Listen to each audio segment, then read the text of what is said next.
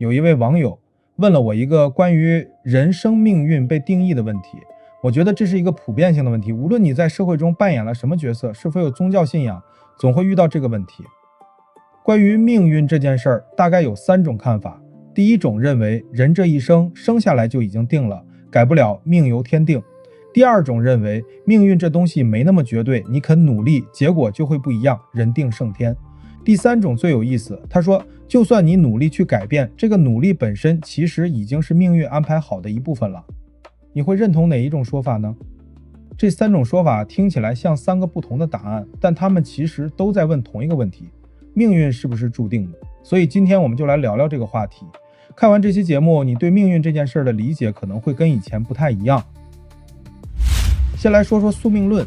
宿命論的意思是，這個世界上存在某種高於人類的意識，或者某種我們無法理解的力量，它給每一個人預先安排好了劇本。你這一生會遇到誰，會經歷什麼，會走到哪裡，都是預先設定好的。宿命論也不是說你什麼都不用做，他說的是無論你做什麼，結局是不變的。努力也好，躺平也好，走彎路也好，走直路也好，最後你都會抵達那個屬於你的終點。命運給你安排的，你跑不掉；命運沒給你安排的，你強求也沒用。聽起來好像很悲觀，但仔細想，宿命論其實有一種奇怪的安慰感，因為它告訴你，你不需要為每一個選擇焦慮，失去了是命，沒得到也是命。天意如此這4個字，某種程度上是一種解脫，但如果結局是注定的，那過程還有意義嗎？你努力和不努力，最後結果都一樣，那努力本身是不是一種徒勞？更极端一點問，如果一切都是命，那一個人做了壞事，他能不能說這是我的宿命，我也没辦法？所以你看，宿命論給人安頓，但它的邏輯似乎哪裡不太對。但我覺得比宿命論更讓人細思極恐的是決定論。宿命論至少還給你留了一種感覺，就是你可以掙扎，只是結果不变。但決定論不一樣，你以為你有自由意志，你以為命運可以靠自己改寫，但就連這個我可以改變命運的念頭，也是被你之前所有的經歷一步一步推導出來的結果。你的智商、你的身體、你的性格，是你父母的 DNA 決定的，是他們給你的物質條件決定的。你的認知和世界觀由你的家庭、你的學校、你接觸的每一個人一點一點塑造出來的。然後你今天刷到了這條視頻，你為什麼刷到這條？因為你對命運這個話題感興趣。你為什麼感興趣？因為你的某段經歷讓你開始思考這個問題。那段經歷為什麼發生？因為更早之前的一系列事情，順着這條線一直往回溯，追到的是宇宙大爆炸那一瞬間的初始狀態。也就是說，你以為你在自由選擇，但那個選擇本身早就被決定了。理論上，如果有一台足夠強大的計算机提供足夠的算力，能拿到這個宇宙所有粒子在某一時刻的位置和速度，它就能精確推算出之後宇宙裡每一件事的走向，包括你現在為什么在看這条視頻，包括你看完之后會不會相信命運，也早就在那台計算機的推算結果裡了。這就是所謂的決定論。而決定論竟然是有科學依據的，就是所謂的相對論。我之前一期视頻盲派的時空觀中有講過命理中的一個原理，過去、現在、未來同時在發生，時間本身是不存在的，是一種人類的錯覺，時空是一體的。人類發明時間這個概念的目的，就是利用时间來記錄物質的變化。假設光自己是一個觀察者，他會怎麼看這個世界？在人類的已知科學裡，光的速度是每秒30萬公里，那麼光從太陽到達地球需要8分20秒，那麼你看到的太陽永遠是8分20秒前的太陽。如果太陽沒了，你也得等8分20秒後才能知道。但換個角度，你以光的視角來看待這件事情，光從太陽出發的時間和光到達地球的時間是同一個瞬間，中間沒有時間流逝。對他來說，過去和現在是同時發生的，起點和終點對光而言重疊在了一起。對我們人類來說，光從太陽出發已經是過去，而光到達地球是現在。但对光子來說，這兩個時刻是同時的，他已經看到了8分20秒以後的地球。也就是說，未來是存在的，而且未來是確定的。再嚴謹一點，這說明了一個很震撼的事情：過去、現在、未來並不是絕對的，而是取決於誰在看。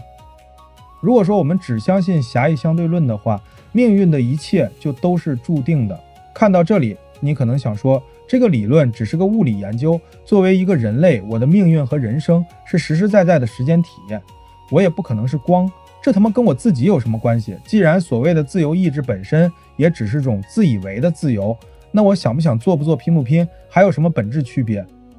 如果你能這麼考慮問題，那說明你和開頭那位網友一樣，已經開始思考自己的人生和命運從見山是山到見山不是山的階段了。我來請一位玄學祖師用他的一段傳說來解惑。邵雍字堯夫，號安樂先生，是北宋著名思想家和易學家，一個把易經玩到體系化的人，同時又活得很超脫。他不像一般人只拿易經來占卜吉凶，而是把易经升華為一套看世界的模型。他提出以物觀道的思維方式，反對以我觀物，也就是不要帶着自己的主觀喜好、情緒和偏見去看事物，要放下自我，通過萬物本來的樣子去體悟大道，從而認知天地運行的根本道理。邵雍的思想橋接了儒道易，對中國傳統宇宙觀、歷史觀和數理思維貢獻巨大，對後世影響極為深遠。程朱理學吸收了他的象數思想，民間術數更是把他奉為祖師爺，梅花易數等經典也常託名於他。傳說有一天，邵雍閒坐家中，目光忽然落在一張桌子上的花瓶上，他心念一動，起卦推算，結果顯示這個花瓶將在當天午時破碎。邵雍覺得很奇怪，家裡沒有小孩跑鬧，沒有貓狗撞擊，也沒有風吹或地震，花瓶好端端的怎麼會碎呢？為了驗證卦象，也為了保護花瓶，他便一直守在桌旁，目不轉睛地盯着花瓶。午時到了，夫人做好午飯，連喊他幾次吃飯，邵雍全神貫注盯着花瓶，一動也不動。夫人喊了3遍仍無回應，氣惱之下一把推倒桌上的花瓶，花瓶落地摔得粉碎。邵雍看着滿地碎片，這才恍然大悟，原來這起念之時，碎瓶的未來便已注定。這個故事看似在講邵雍的神算，實則藏着一個更深的命題。當你開始窺探的那一刻，你就已經走進了命運為你設好的局。邵雍守着花瓶是為了阻止它碎，結果正是因為他守着，才導致夫人推倒了他。那如果他當時沒有起卦，沒有去盯着花瓶，花瓶還會碎嗎？沒有人知道。所謂善意者不卜，不是因為他們算不出來，而是因為他們明白，你參與計算的那一刻，結局就已經被改變了。如果邵雍那天沒有起卦，正午時分，他和夫人坐在飯桌前吃飯，花瓶安安靜靜立在客廳裡，無人注意，無事發生。那個卦象裡的碎字，本來只為那個正在算的邵雍而寫。他不算，那個結果就與他無關；他一算，這個開關便應聲啟動。碎掉的不只是花瓶，碎掉的是我可以站在局外看局這個錯覺。那為什麼觀察這件事本身會有這麼大的力量？科學家想研究電子或者是光子，它們到底是波態的還是粒子態的，所以他們就做了一個實驗。他們發现一個非常神奇的事情，當不去觀測這些光子的時候，它們呈現的是波態的，但是只要用一個攝像頭去觀測，它們呈現的就是粒子態。這就是雙縫實驗，仿佛光子真的是有意識的，它知道有人在觀察它。換言之，你觀察的這個行為本身就是一種能量的影響，觀測這個行為本身改變了結果。你不是命運的被動觀眾，你同時也是命運的參與者和改寫者。更有意思的是，現代有一些科學家提出了一種有趣的猜想，他們認為人類大腦的神經元裡有一種叫微管的結構，它的運作方式是量子態的。量子態是什麼意思？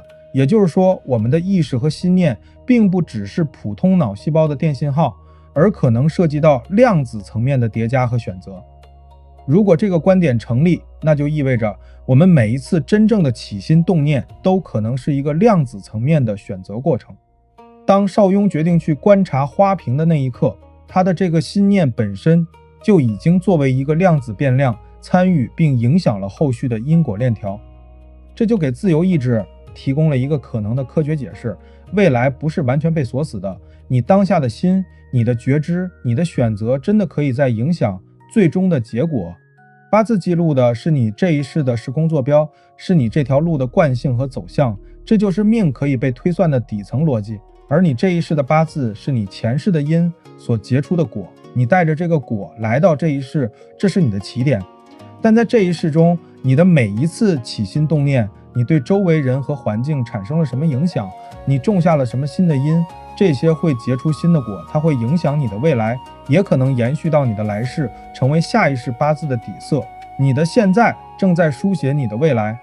你能理解到這一層，你的心就能跳脫出時間的束缚，你開始用一個更高的視角來看自己這一生。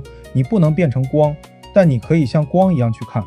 如果你無法理解這一層意思，那就再退一步，假設有個超越人類意識的存在，你相信存在一個人形老天爺，就像一個電腦遊戲的設計師，他給每個人都寫了一個固定的無法更改的命運劇本，每個人都跟一個 NPC 一樣，全是人機，沒有真實玩家參與。如果真是這樣的話，你不覺得它很無聊嗎？就像電腦開着機跑這個程序，它不也費電嗎？它圖啥呢？道德經中有一句話，天地不仁，以萬物為芻狗。你怎麼理解這句話？天地對萬物一視同仁，沒有特別照顧誰，也沒有特別虧待誰，他讓萬物按照自己的規律生長衰亡，不加干預。所謂道，就是天地運行的規則。真正的自由可能不是打破因果，而是看清因果之後，依然能升起覺知，做出選擇，並在選擇中順勢而行。到了這一步，你就不會再困惑於見山不是山，你就能真正理解什麼是見山還是山。那麼你現在還會覺得想不想做不做，拼不拼没有區別嗎？我來問你一個問題，你去算命的時候，你想知道的是命運的結果，還是想知道你的命理？一字之差。如果你是想提前知道結局，這段感情最後會怎樣，這份工作值不值得繼續，這個人靠不靠得住，把算命當成一張提前打印好的判決書，你的未来就可能被断語所束縛，被這個觀察的行為本身所左右。如果你想知道的是你命的理，那你就能把八字作為你的人生說明書來使用，懂取捨，知進退。王陽明說過一句話，你未看此花時，此花與汝心同歸於盡，你來看此花時，則此花顏色一時明白起來。這期視頻就到這裡，希望可以給到大家一些啟發。